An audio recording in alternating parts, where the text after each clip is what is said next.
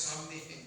ایک ایسی حکومت بنی جو فریب پر کھڑی تھی, جو جھوٹ پر کھڑی تھی, جس کی جڑیں عوام میں نہیں, جو آئندہ بھی یہ سمجھتی ہے کہ حکومت میں رہنے کے لیے اس کو عوام کے ووٹ کی ضرورت نہیں ہے, اس کو صرف فارم 47 کی ضرورت ہے. فارم 47 اس کو بنانے والے دے دیں گے اگر وہ خوشامد کرتے رہے, سر جھکائے رکھا ہو. جب آپ جمہوریت کو خاموش کرتے ہیں, جب آپ ووٹ کو لوٹتے ہیں, تو یہ ہوتا ہے جو آج ہوا اس ملک میں. ملک میں غربت ہے اور غریب ممالک میں تو ایسا ہوتا ہی ہے, یہ بالکل جھوٹ ہے. اس ملک میں غربت نہیں ہے, اس ملک میں عوام کے حقوق پر ڈاکہ ہے. اس ملک کو اس طرح مرتب کیا گیا, اس ملک کی معاشی پالیسیوں کو اس طرح مرتب کیا گیا کہ مزدور بے زبان رہے, ٹریڈ یونینز کو ایک منصوبے کے تحت پامال کیا گیا, خاموش کرایا گیا, کسانوں کی تنظیمیں نہیں بننے دی گئی.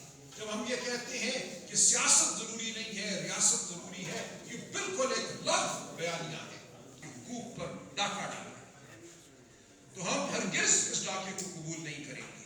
پاکستان تحریک انصاف اس ملک کی بڑی اکثریت کی نمائندہ جماعت ہے. ہمارے ساتھ ہمارے اتحادی وہ ہیں جو غریب کا درد اپنے دلوں میں رکھتے ہیں.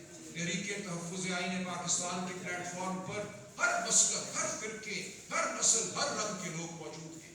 پورا پاکستان آج تحریک تحفظ آئین پاکستان کے پلیٹ فارم پر آپ کے سامنے موجود ہے, اور ہم اب آگے بڑھیں گے. پی ٹی آئی اس پلیٹ فارم کی سب سے بڑی طاقت ہے. ہم نے اپنا فرض نبھانا ہے. سال جو بجٹ بنتا ہے اس کا ایک بہت بڑا حصہ ان ٹیکسوں پر مشتمل ہے جن کا بوجھ غریب پر زیادہ پڑتا ہے. وہ سیلز ٹیکس ہو, وہ کسٹمز ڈیوٹی ہو, وہ ایکسائز ڈیوٹی ہو. ایک ٹوتھ پیسٹ وہ ایک سفید پوش تنخواہ دار خریدے یا ایک وہ ارب پتی خریدے, اس پر ایک ہی ٹیکس ہے. اس کو ہم اصطلاح میں کہتے ہیں ریگریسو ٹیکسیشن, یعنی ایسی ٹیکسیشن جو غریب پر وہ بوجھ ڈالتی ہے جو اس کی استطاعت سے زیادہ ہے, اور امیر پر وہ بوجھ ڈالتی ہے جو اس کی استطاعت سے بہت کم ہے. اس کا مقصد ہی یہ ہوتا ہے کہ امیر کو آسائش دی جائے. انڈائریکٹ ٹیکسز کو, یا یہ جو بالواسطہ ٹیکس ہیں, ان کو پوری دنیا میں عوام دشمن سمجھا جاتا ہے. ہمارے ملک میں آج بجٹ کا بہت بڑا حصہ, 70% حصہ جو ہے وہ ایسے ٹیکسوں پر مشتمل ہے جو غریب دشمن ہے.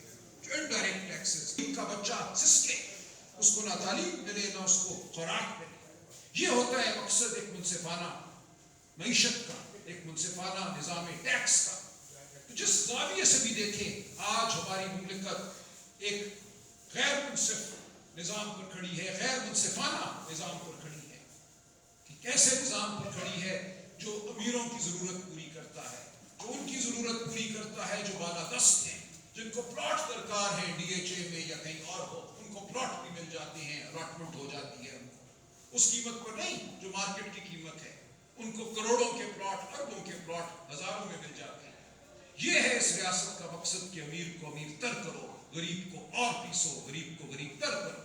تو آج جو کچھ ہو رہا ہے ایک لمحے کے لیے نہ سمجھیے کہ یہ آپ کا مقدر تھا, یہ تو ہونا ہی تھا, یہ تو ایران کی جنگ کی وجہ سے ہے.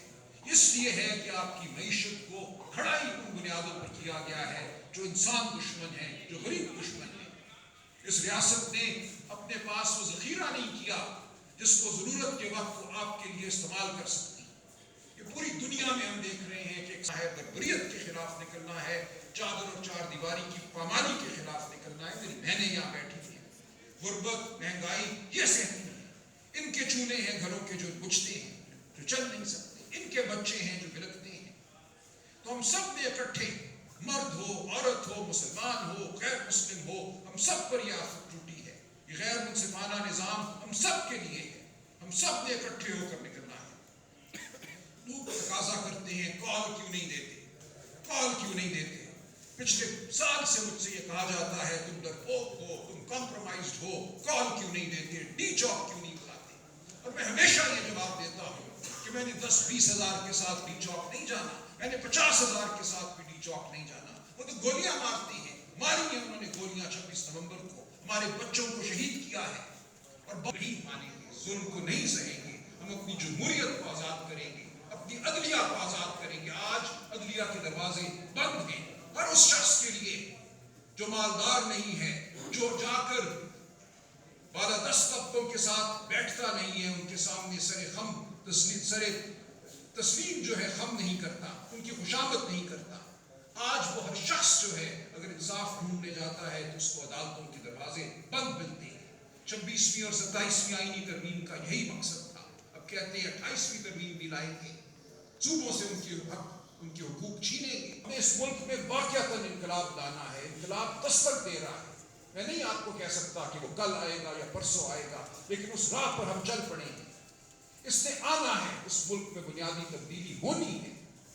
یہ آپ بالکل خاطر جمع رکھی، مایوسی کو قریب نہ آنے دیں، بالکل نہ سمجھیں کہ کوئی بہت طاقتور ہے، کسی کو بہت خوشنودی حاصل ہے عالمی سامراج کی، عالمی طاقتوں کی، وہ تو خدا بند ہے، خدا نخواستہ اس کو ہٹانا ناممکن ہے۔ یہ نہیں حقیقت۔ ماضی نے ہمیں بار بار بتایا کہ وہ لوگ جو اپنے آپ کو ناخدا سمجھتے تھے، جب گرے تو ایسے گرے کہ دیکھنے والے دیکھتے رہ گئے۔ تاریخ کے حاشیوں میں وہ ایک بدنما داغ بھی آج نہیں ہے، ان کے نام بھی بھلا دیے ہم نے۔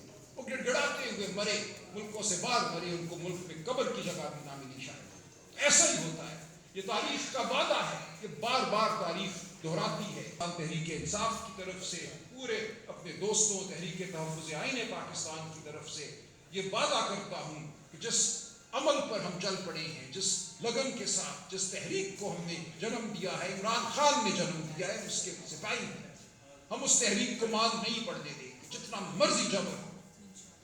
بالکل ہو سکتا ہے کہ کچھ لوگ یہ سمجھیں کہ خوشنودی حاصل کرنا ہی صحافت کی معراج ہے یا وکالت کی معراج ہے یا کسی اور شعبے میں معراج ہے۔